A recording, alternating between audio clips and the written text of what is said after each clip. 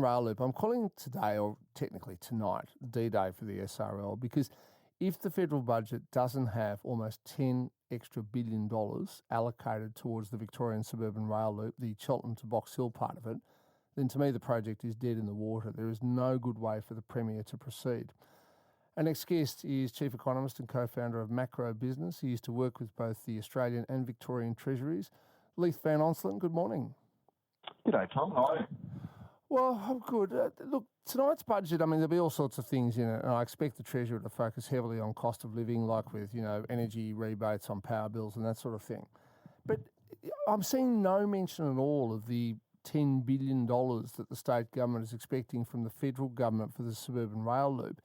If that money isn't allocated tonight, is that the end of the project? Well, yeah, I mean, you still have to ask the question. It probably should be. So just to go back a bit, the 2023-24 Victorian budget revealed that the states only sourced $12 billion for the first stage, that's SRL East. And obviously they wanted $11.5 billion from the federal government. The federal government's only committed $2.2 billion. So they need another $9.3 billion there. But also they've stated that they're going to collect $11.5 billion from so-called value capture, which is essentially taxing local residents and businesses along the SRL line. And Friday's report from Infrastructure Australia basically, canned the project and suggested that if you read between the lines, it suggests that the federal government should not pile in the extra $9.3 billion and also question whether the value capture amount is realistic. So you've got to ask, is this project fundable at the moment? Yeah. Well, and the thing about value capture is you have to build it first, so that the rail link actually is up and running and works. And then and only then do you start building the apartment towers and the office blocks and the things that supposedly will go up in value. And I've worked out, they're going to build like 60,000 apartments. Each one will have to have a tax of $100 to $150,000, like each single apartment, to get the government the money it needs. And I just don't see how you can successfully sell apartments with that much tax built into them or added onto the top of them. Yeah, 100%. It's totally unrealistic, and Infrastructure Australia raised that as a concern. And then you have to ask the question, so if the federal government doesn't stump up this nearly $10 billion, how is the Victorian government going to fund that money? And secondly, if the government refuses to fund the first stage, SRL East, how likely is it to fund the final two stages, which are going to cost another $35 billion at least each, which just raises whether or not the whole project is feasible at all.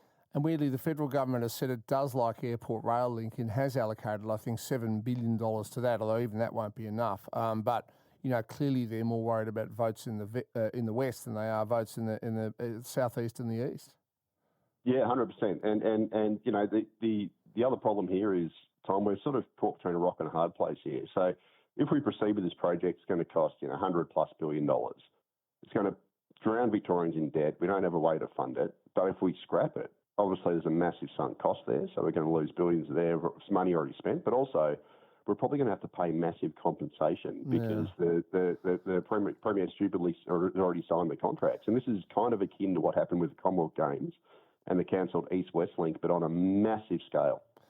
Well, I mean, but clearly tomorrow morning when the budget papers are out and everybody's analysed them and poured over them, if the money, let's just call it 10 extra billion, or maybe it's $9.5 billion that the state government has counted on from the federal government, if it's not there, I just don't see what choice Jacinta Allen has. You're better off losing a few $1 billion now than trying to fund a project that could be between 100 and 200 billion without support of the federal government. I just don't know how she could possibly go ahead with it.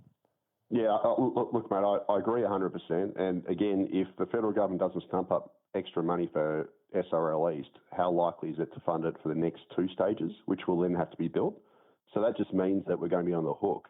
The state government is going to be on the hook for another $70 billion or whatever it is when it decides to build stage 2 and stage 3. And there's absolutely no point building one stage if you don't build the other two stages, because it's basically a railway to nowhere. That's right. You just have this underground railway that goes back and forth between Cheltenham and Box Hill all day, every day, and you question how many people would actually use that.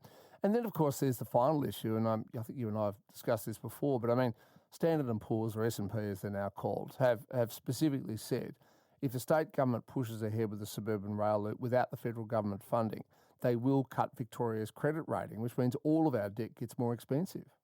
Yeah, it does.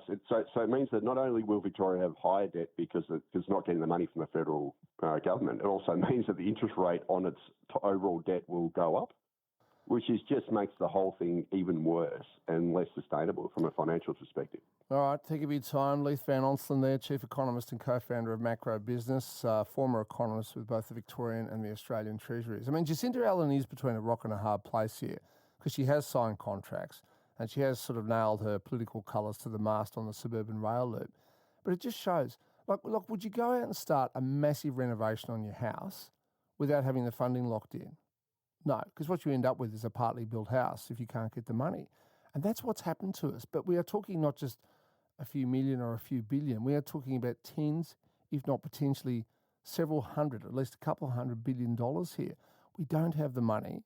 It looks unlikely the federal government is going to put the money in, and yet we're ploughing ahead.